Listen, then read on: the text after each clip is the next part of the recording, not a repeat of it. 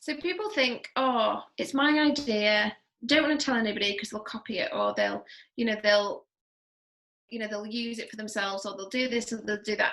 Um, Now with the internet and everything else, every idea is already out there. It's very rare that you are having that business idea solely you on your own, and it's going to change the world. You know. Yeah.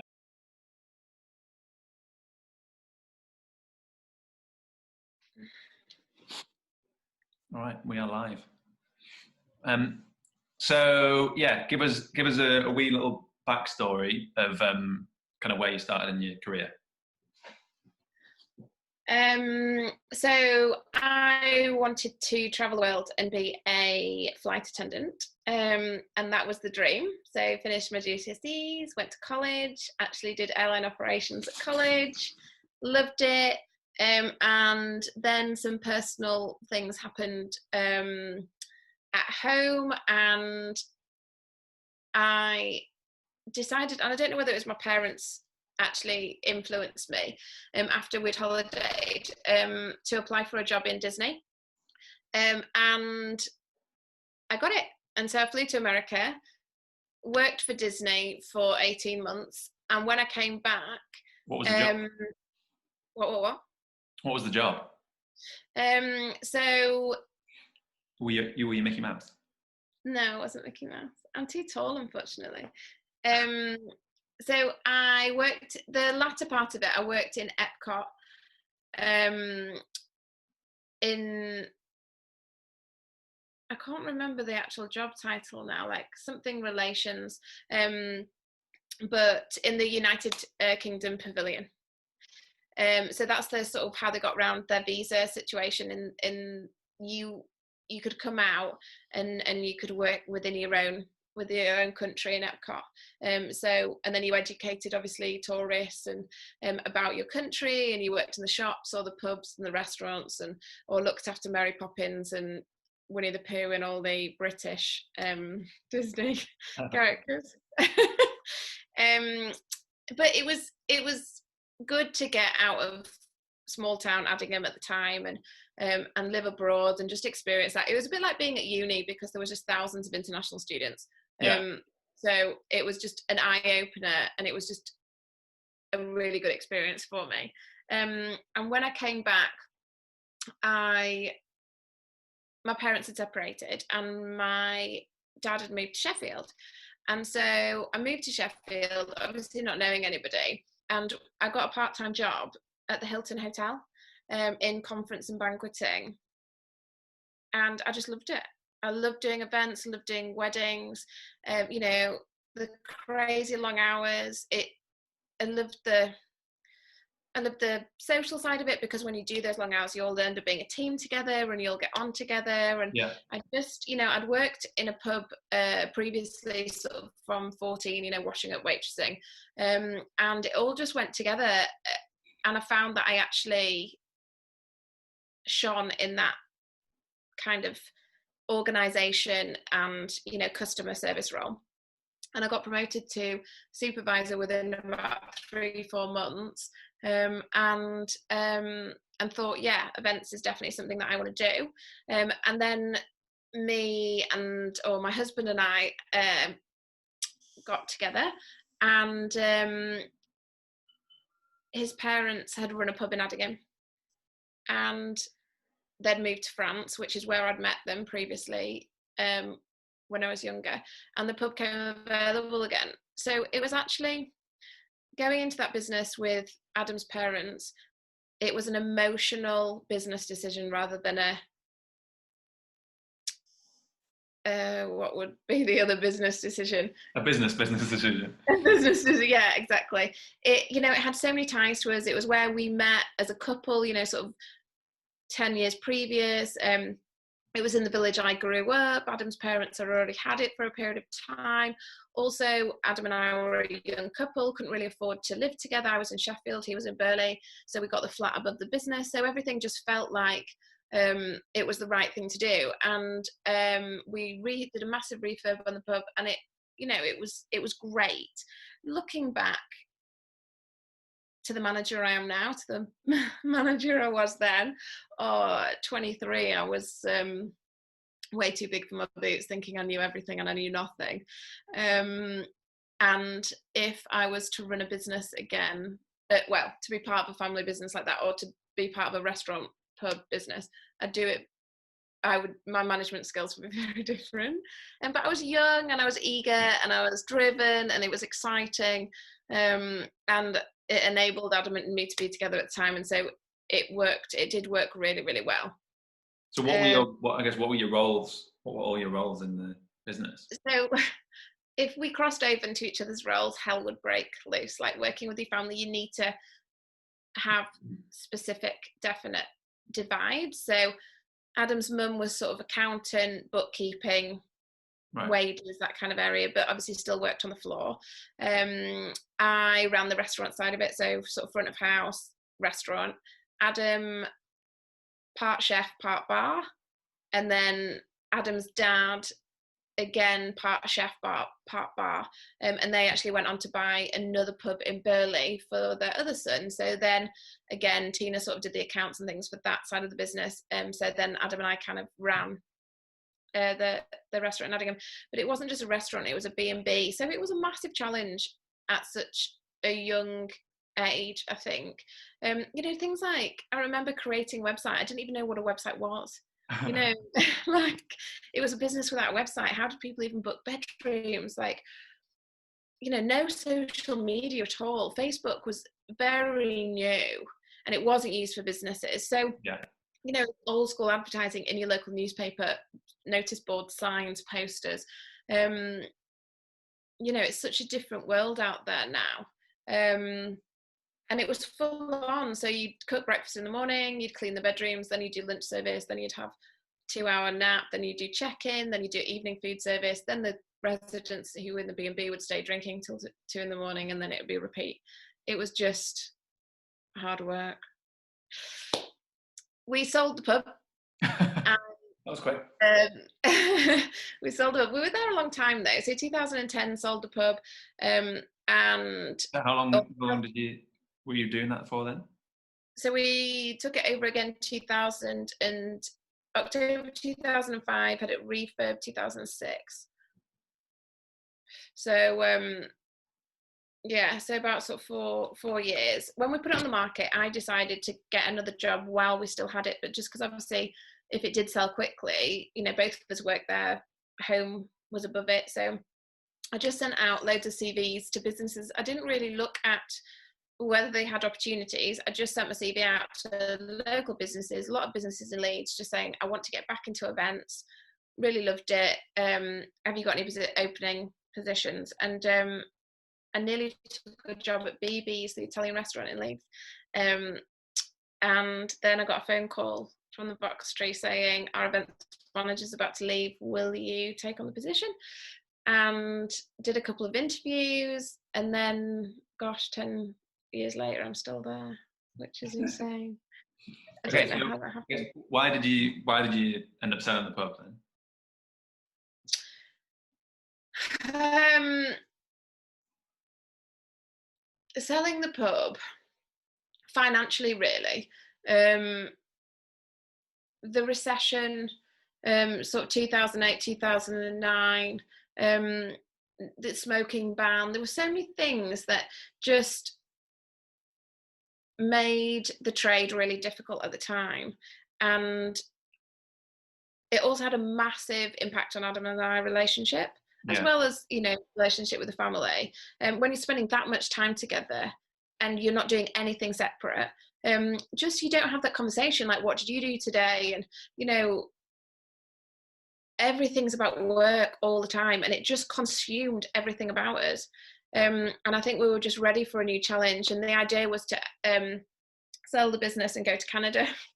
I wanted to be an air stewardess, wanted to live in Canada, like all these things. Just I have great dreams and great plans, but sometimes they don't come off. So Adam ended up working at his brother's pub. I started at the Box Tree, just young and hungry to learn, and it was a great place to learn, and it really pushed me attention to detail.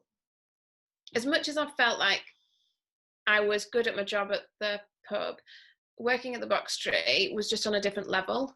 Yeah. No cutting corners. There'll be times at 2 a.m. when you're finishing, you're like, oh God, I'll just leave that for tomorrow, or I'll just, botch that job. But at the Box Tree, well, you'll know, like you've got to do it properly, and there's a reason for it, and people appreciate it. Yeah. And I think I learned a lot, definitely in those first 2-3 years, shadowing Rena, Andrew, Colin from Chilled Events, all, massively impacted my career there at the beginning. Did you shadow the previous events manager, or did For you? a month. Say again? For 1 month. Oh, okay. Yeah, we did a month together. She was great, was Tori. But the business then had 8 weddings and 40 corporate events. And then, like I say, the recession hit, and corporates just couldn't be seen, especially banks couldn't be seen to be spending such large amounts of money on fine dining Michelin caterers. Yeah. So then we really pushed the wedding side, and that just grew and grew and grew. And the corporate side sort of, it continued to exist, but it's never fully regained the speed and the amount of the events that we were doing at the time. And while all this was going on, Adam ended up working at a coffee shop when his brother sold the pub in Burley, just as a chef. And I was like, yeah, you need a bit of time, you need to reflect, you need to think about what you want to do. And then after a year, I was like, yeah, you need to do something now that enables you to bring more money in and actually do something that you love. And I remember sending a CV out to loads of restaurants and places, for him to be a chef. I mean, all sorts. And he just came home and he was like, I'm going to buy the coffee shop. And I was like, oh, okay. And we scrambled some money together, bought the fixtures and fittings, and got all our friends to help us. So Box Tree staff, Damo, Kiri, Beth. Well, Kiri, Beth is the same person. Ellen, did you come and help us? No. Rude. And literally we painted all the walls.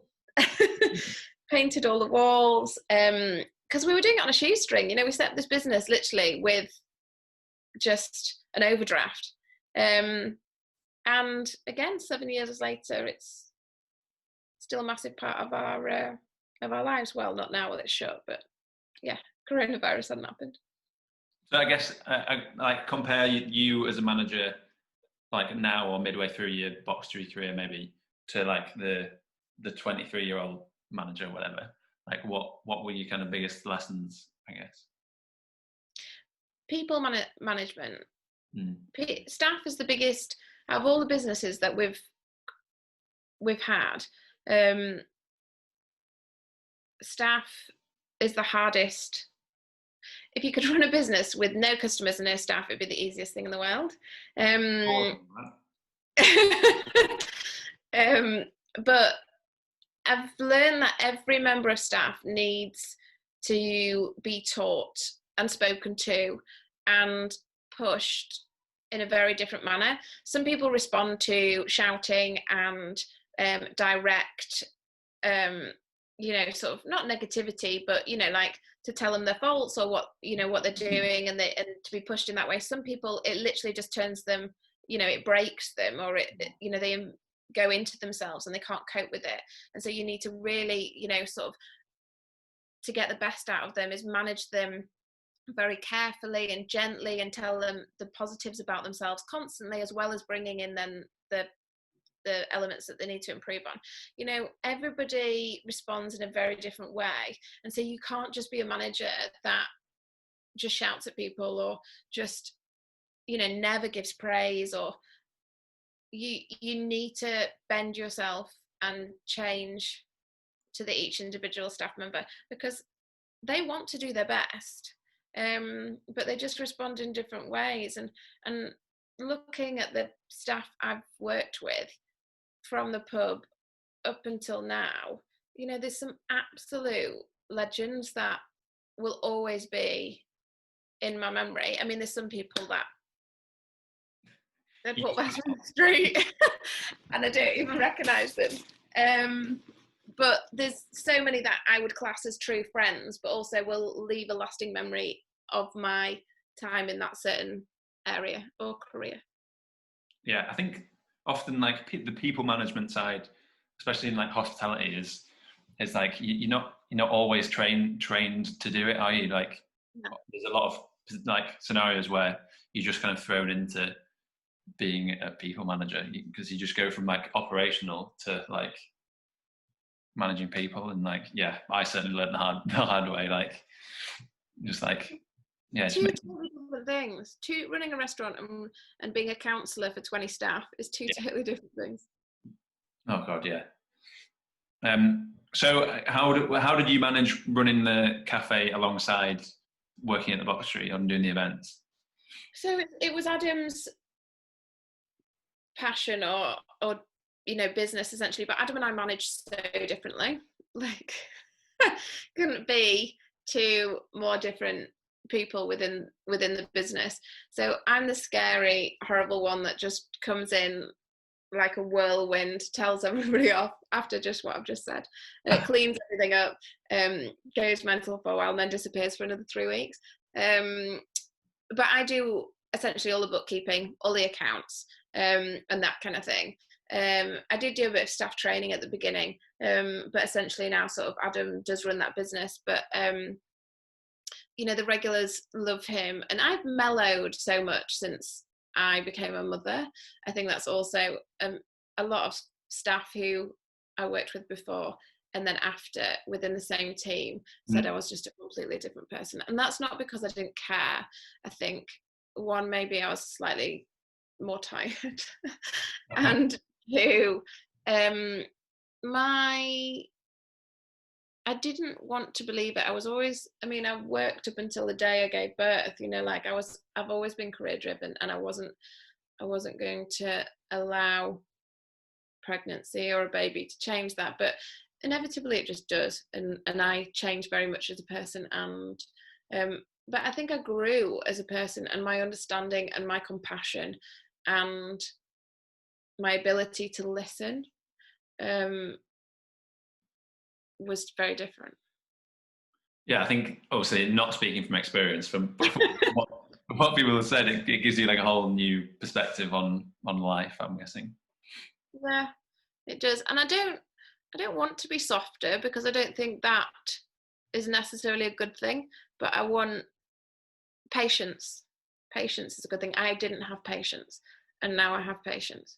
And I think that's a definite positive quality to have throughout business. Yeah. And so obviously the as you started at the Box Tree, the event side of things grew and grew and grew, and then you had kind of like weddings every weekend essentially, right? Yeah, and I always said the day that I didn't wake up in the morning, if I woke up in the morning and was like, oh God, I don't want to go to work today, that's the day I need to stop, because a wedding, other than a house and a car, is the biggest thing you'll ever spend for a lot of people. It's not for everybody, but a considerable amount of money on. And for me just to tip up and not really be bothered, that's not fair. Yeah. And so I'd spend a lot of time with these brides and groom, and I'd be emotionally involved in their day, and I've met their family and their friends, and so it was actually really special. And I've cherished many weddings, and for me it's very important to keep learning. And because weddings have evolved so much over the past 10 years, 15, 20 years, they're so different. God, we've had dodgems and ice skating rinks and all sorts of weddings, as well as, all sorts of different situations with different guests. So I think because I could continue to learn and to grow the business, and there was so much for me to go at and to build that business, then it just kept me excited for a long time. And I think sort of 5 years in, that's when I had the conversation with Rena, and I was like, we do so much more than just cater. We're not just caterers. I said, we do a lot more of the planning side, and it's something that I'd really like to look into more and potentially do a lot more of. And that's then when I set up another business. My accountant loves me. She just says, you just keep setting up business and just pay her lots of money. And they're all not. If they were all doing so well, it would be even better. But maybe I need to concentrate on just one. Yeah, Bridal PA was born, and it's not a thriving, crazy busy business, but obviously Rena runs the Boxtree, I run Boxtree events, we have the coffee shop, and the Whole Hog, which is another business, and it's good.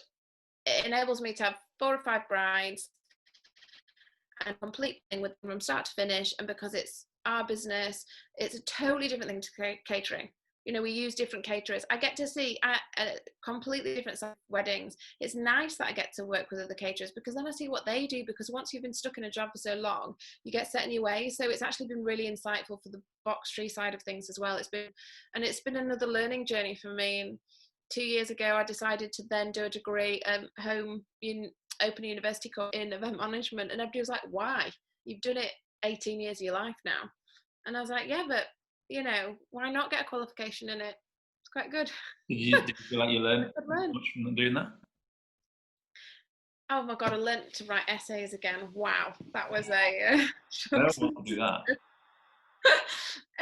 Do you know what? I think it was good for my vocabulary. I think it was good for just to engage my brain in something really different. I think, you know, you do get set in your ways, and I think with business, it's always evolving, always changing. And every time we've started a business, it's been under a totally different circumstance. So like I say, the Craven Heifer was through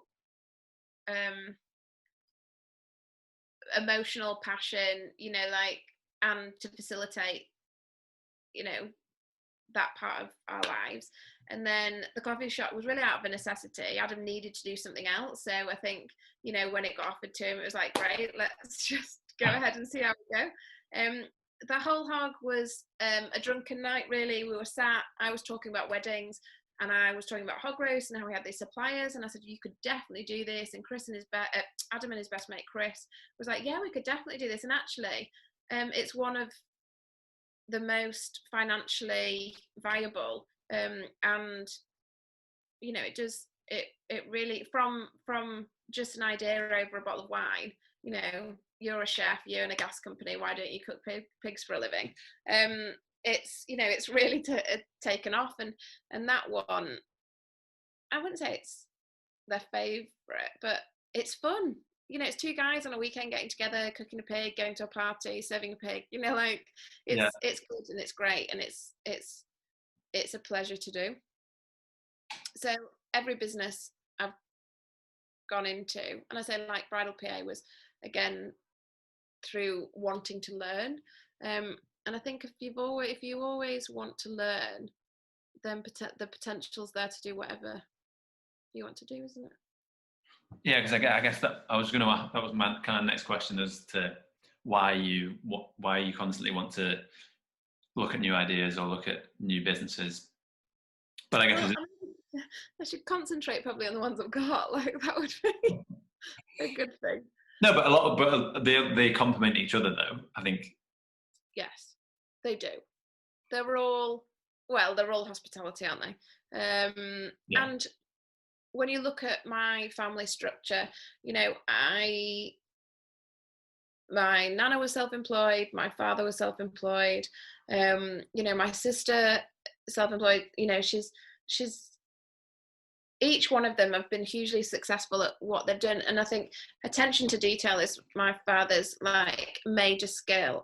You know, he owns a silverware cutlery company in Sheffield, and when all these cutlery companies were closing, he was diversifying and changing and, you know, adapting, and that's why he's one of the companies that's still there, and he's been given an MBE, and, you know, he really and he's just constantly pushing himself still. He wants to do now a massive open guest centre at the factory, and do it as a museum for Sheffield's history, and then my sister has been awarded the best bar in the world, Dante in New York, and constantly, you know, growing. They're opening the second restaurant, and to be surrounded with really passionate, driven people puts the fire in your belly to do it yourself. And I think because I've got that family network around me, that, you know, it doesn't mean necessarily financial support, it's just mental, you know, there has been that as well, but it's the mental support that they're also positive, and they enable and believe that, you know, you can go and do these things. Well, you know, it's a good sounding board and a good place to start. Yeah, I guess that must be a huge kind of inspiration as to, you know, to be able to see, yeah, like, yeah, sister's got the best bar in the world or whatever, and, you know, like, mad. Proud, makes me very proud. Oh yeah, no, I bet. So I guess, what next? What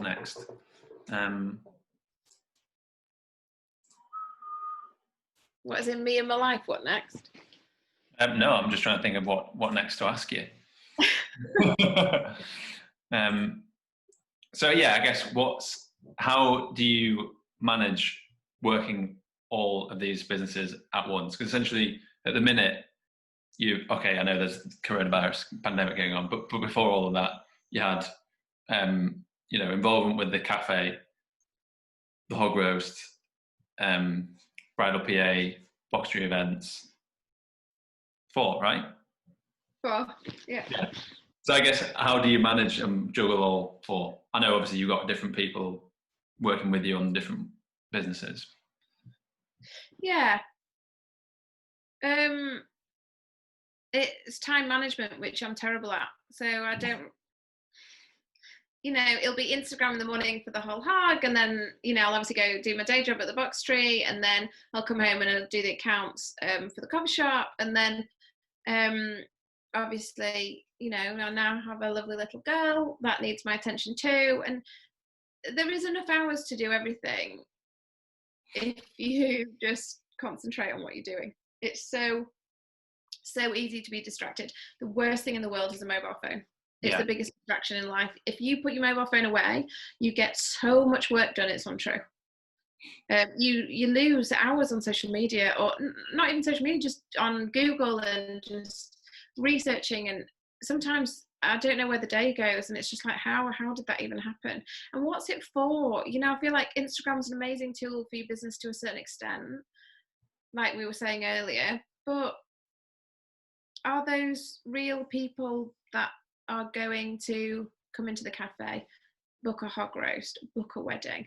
You know, essentially, I find a lot of clients come to our page after they've booked us. Okay, yeah. You know, so they'll come to they'll book boxer events, and then they'll follow us and be like, oh, I saw this lemon tart on your Instagram page, and can we taste it? Or, you know, but it doesn't necessarily bring us business, where I know there's businesses out there, such as, you know, a good friend of mine, Leafy Couture, she gets so much business off Instagram, you know, as in people, because she's a florist, they need to see that visual side of the business before they book. Yeah. But for hospitality, I'm not sold on it yet. And I do put a lot of time into, I mean, I've got 6 accounts that I look after. But I just don't know whether that it's all a bit fake. Yeah, but I mean, there is something in just maintaining. It's almost like a minimum requirement nowadays, isn't it? Like maintaining that brand online. You know, it's fair enough if someone's found like boxery events or you know, whole hog, whatever it is, like elsewhere, they might still continue to look at that, or at least look at that in the first place. Yeah. If you want to check somewhere out, like where the first place you go to will be like Instagram's probably something. Absolutely, and it's a free tool. It just consumes. That's my problem with it. It just, you know, you lose hours. It's crazy. I mean, I'm a shopaholic. I buy so much, and God, I didn't have an Instagram on my phone, it would be the blessing from a bank account. But I don't know. It's a funny one. The juggle is real, isn't it? You know, like it's a true saying. Like I think, because I love every one of those businesses, and I want them to be successful, and I want Adam and Chris and you know, the box tree and the team and everything to grow, then you find the time to fit it into your life. I've never set up a business that had a massive financial risk. I think, Right. you know, like, as I say, setting up the coffee shop on an overdraft, or setting up the hog roast, yeah, you had to buy the equipment. Bridal PA obviously was already within the office that I work in.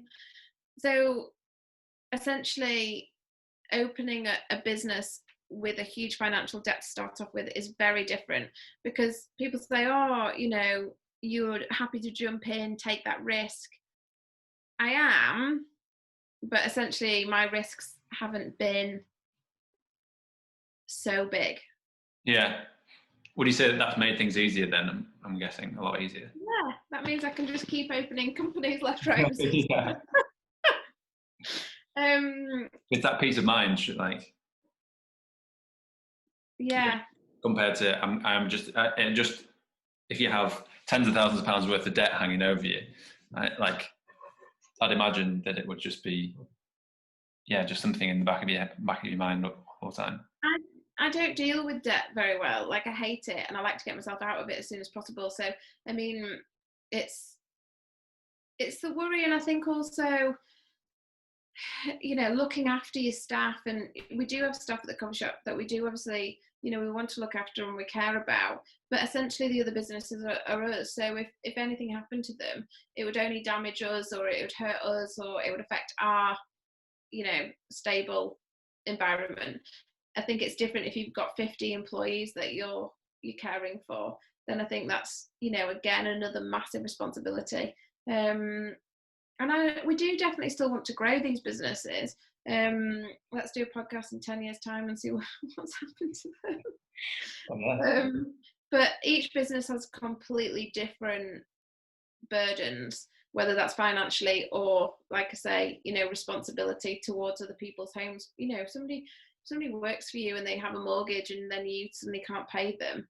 Yeah. You know, that's really hard. So I think, you know, we've been lucky with the businesses that we've opened, that we haven't had those concerns, really.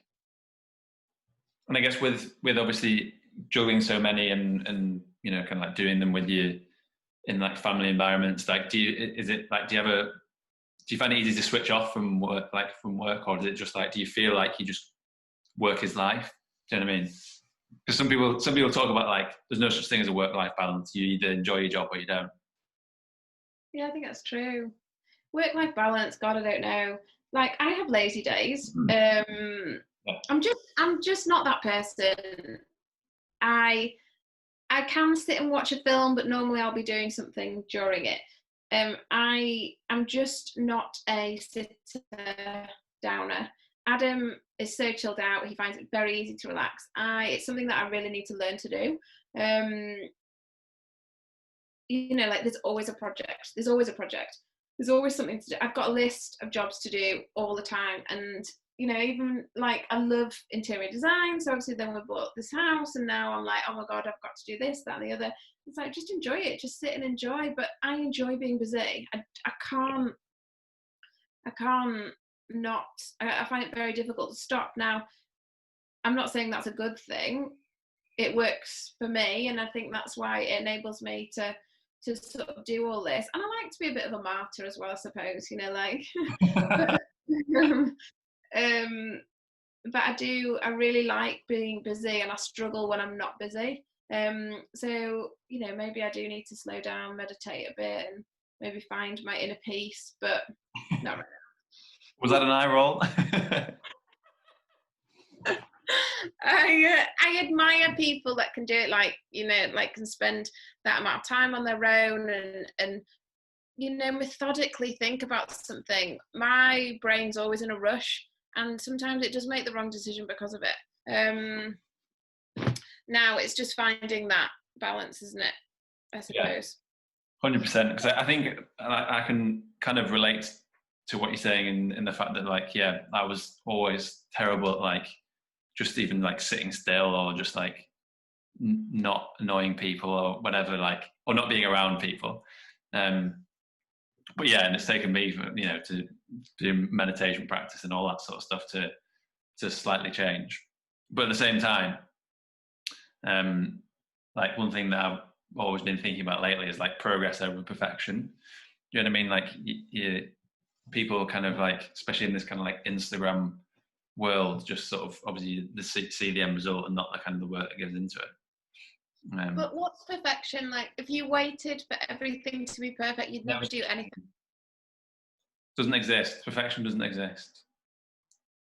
You know, I just feel like if people are like, I'm just waiting till it's perfect. I'm just waiting till just do it. Yeah. You know, and then keep perfecting it as you go on. But if you don't take that jump, if you wait all the time, you'll just never do it. But so, which self do you prefer, the busy self or the calmer self? Oh, the calm self, definitely. But I don't feel like I've gone back into because I've been away like for a year. So I feel like I haven't like truly tested myself back in the real world. Yeah, right. True. Yeah. Well, but I can't imagine me like, you know, going back to like working full time or whatever and being like, God, I'm way too calm, or like, I don't know. Not that I was overly like used to be overly stressed. Like I've always been like a relaxed person, like saying at work or whatever. Maybe other people disagree, but no, I think that rubs off on people. You know, I've worked with managers that are really highly strung and just rush around all the time, just on it. And that doesn't necessarily bring the best out of the staff because it's very intimidating. You know, if you do have somebody that's a little bit, you know, calmer and you know, hospitality is sometimes really stressful situations. To have that calming influence is I think as a manager for you would have been a very positive thing to pass on to your team. Yeah. I mean, if anything, I was probably too calm by the end of it. Well, I don't think you can. Well, unless you're just not actually doing anything. Well, I think that was half the problem. Yeah, I'd got so good at my job, you know, as a delegator. Yeah, I am a good. Ask Adam. He thinks I'm a great delegator because I just ask him to do stuff all the time.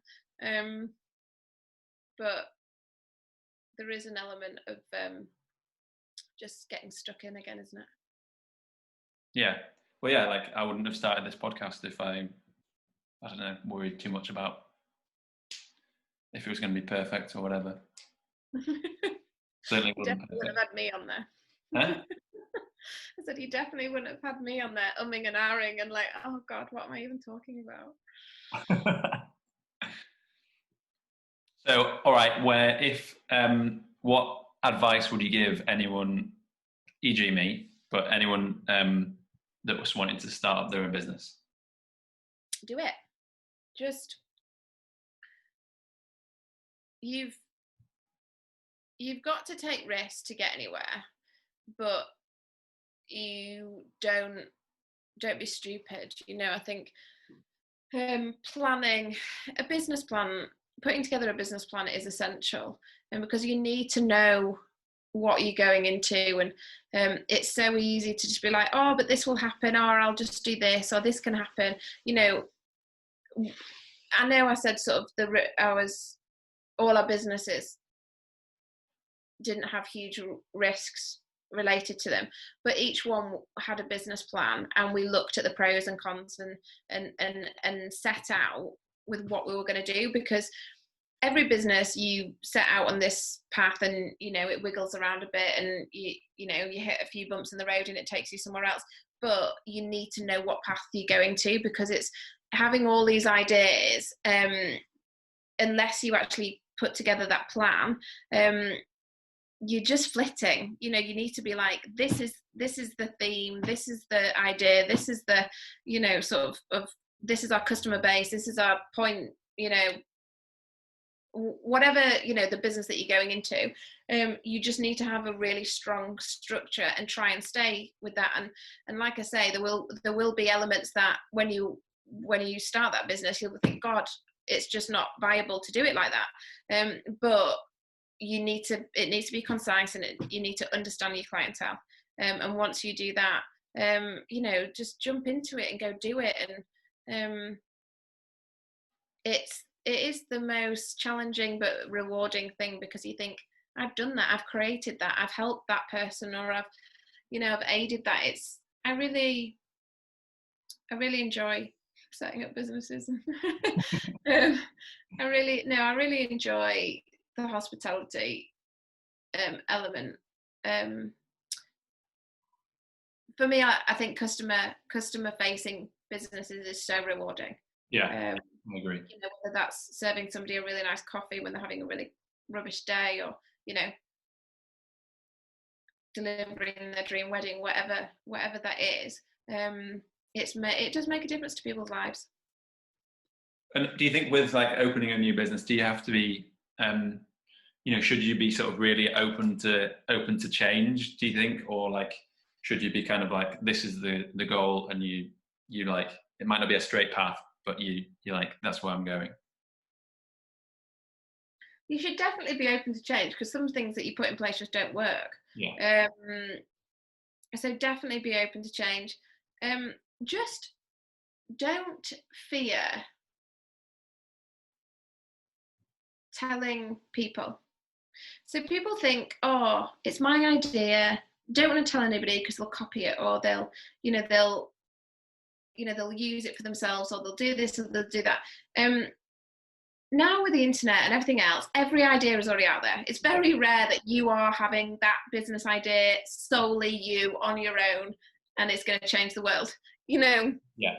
So just be open about it and ask people's advice, and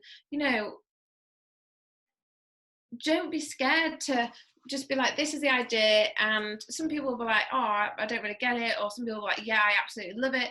But it's actually good to get all people's perspective on it, and people's opinions on it. I just feel like some people are so scared, one, because they fear that obviously people will not understand the idea or the ethos or whatever you're putting together.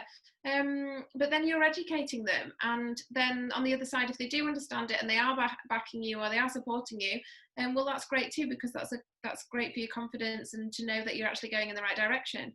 So actually telling people and talking to people about ideas is the best way forward. I just think the world, it's an open book now. Be vocal about it and get as much experience. I mean, it drives me insane when people say you need experience to get anywhere in life, but it is true, unfortunately. Because how do you get that experience?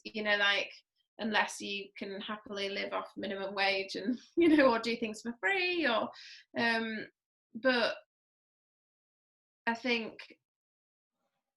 overqualifications, experiences, you don't need a business degree. You just need experience, and you've just got to know your brand. If you've got a strong brand and you solely believe in that brand, then it's going to happen, as long as you've researched it and that you hope that there's other people that actually want that brand. I mean, I was like applying for a business bank account the other day, and like you had to put in your business plan, and I was like, well, I don't want the bank to see my business plan. Like, that was my first thought. I was just like, get over yourself. Like, who do you think you are, or how good like business plan do you think that you've got? Like, somebody's going to rip it off and open it like 2 weeks before you. Like, we've got it. Yes. I know, it's so true. It's really hard to let go. I feel like chefs, for example, won't put the recipes online because they're like, oh, it's mine. I want to keep that element of, they won't be able to get it that perfect because they won't know that secret ingredient. Yes, they will, because somebody else will have done it at some point and it'll be on the internet, or it'll be in, if it just share the love. It's all about sharing, because now people respect you more when you share and you build that bigger relationship and network of community friends and business colleagues and everything else if you're just open, rather than sitting there going, this is mine, you're not having it, you're not doing it like that. And if somebody copies you, what a compliment. What an amazing compliment that they thought your idea was so good that they've decided to do menu boards like you, or pinch 2 dishes from your menu. Like, great, absolutely great. Just have belief that you are the best at what you do. And so, you know, it's just a compliment if people actually want to follow you in that direction. Yeah, you should only be worried if people aren't copying you, right? Yes. But Very true. I think it is like a hurdle to get over at times of having an idea and not. I think a lot of people are just like scared to put it out there or scared to tell people about it, and I think there's that element of it, isn't there? Yeah, and it's all about confidence. You know, you don't, if you've got this amazing idea rolling around in your head for 2 years, and then you go out with a group of friends and we're like, right, I'm just going to test the water, and they're all like, what the hell are you talking about? You know, like, it doesn't mean it's wrong. It just means their understanding of it isn't the same as you, or maybe they haven't gone through the same experiences as you, or, you know, or it just don't be afraid. And you know what, if it's a really bad idea, isn't it great that you find out before you set up your business rather than after? So yeah, it is just talking to people, and there's so many people out there which will give you free advice. Yeah. No, I found that, like, all the people that I've worked with and things, like, I've kind of gone like, oh, you know, they'll, I don't know, you kind of think about how they'll react or whatever, and then, you know, you speak to them and then they're like, oh, great, yeah, and like, then everyone's, I think, yeah, people are always a lot more open to helping you out than you think. Yeah, absolutely. And Absolutely. if you say no, then it doesn't matter. Like, no, and I think you've done it right. You know, like, you've worked for somebody else, you've got all that experience, you've made your mistakes sort of already. There'll be plenty of mistakes that you'll still make, but you've got that support and confidence behind you to push yourself and create your new path. £1 million company. Yeah, well, if you set up £1 million company, can you give me shares of that, please? That'd be nice. Yeah. You can have a 50p share in the whole hog if you like. Oh, wow. That's the best one. Free pork. Yeah, free pork. Do you do you tell the what do you call them? I was going to say newlyweds, but that's the opposite of what they are. Bride and groom to be. Do you tell them that, like, you own all these businesses, kind of thing? Do you, like? No. The engaged couples. Thank you. No, I mean, no. So I never say that the whole hog is run by, or, you know, my husband's going to turn up on the night of your wedding. Like, I don't think that's and it depends what relationship I have with the bride and groom. And obviously, if they know me already, then they will know that. You know, the coffee shop element doesn't come into it all. And again, when we started out with Bridal PA, it was very different because people knew it was the owner of the Box Street.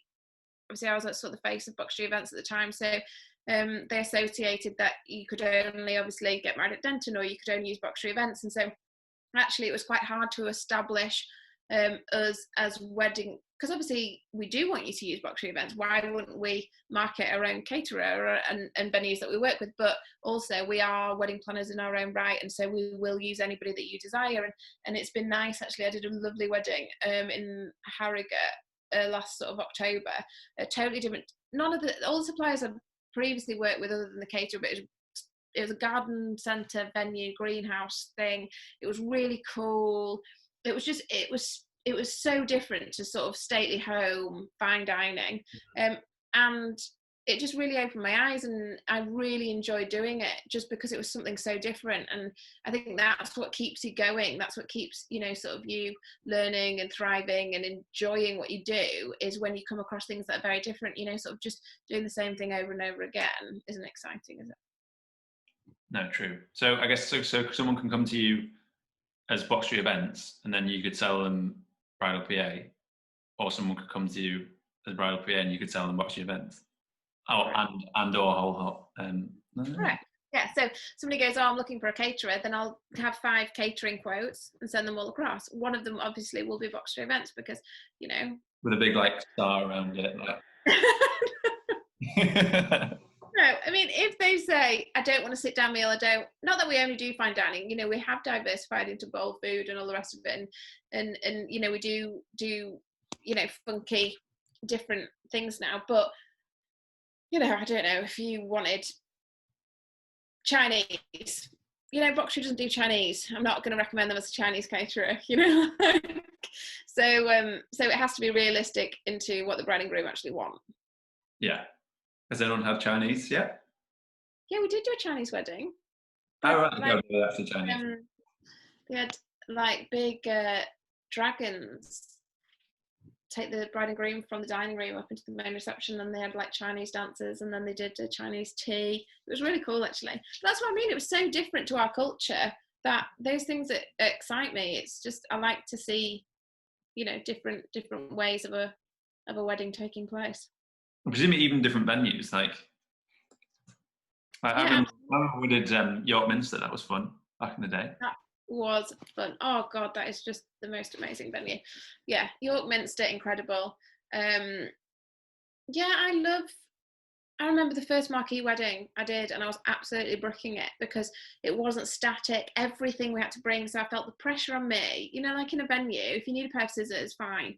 If you need anything, power, electricity, fine, where it is. Yeah. The first marquee wedding where I was like, God, I don't even know how to turn a generator on, never mind use it. The list that I put together, even thinking that there was no water there, the water butts for the chefs and the pans and the water baths and the tables and the chairs and the just dustpan and brush and bin liners and, like crazy. And until you do that first list, I just remember like not sleeping 2 days before thinking, God, this is insane. And now we do got marquee weddings and it's just like, yeah, it's a marquee wedding. It's, it's fine. It's good. The only one I wasn't so prepared for was my own. Why not? Oh God, that was fun and games, wasn't it? It was fun for me. I had a bridal PA wedding the week before, and all my focus was on that. And then I just remember waking up on the Monday and Rena calling me and saying, "It's your wedding this week. Like, what do you want?" And I was like, God, I don't even know. I don't even know. Oh, but no, that was good. It was a great day.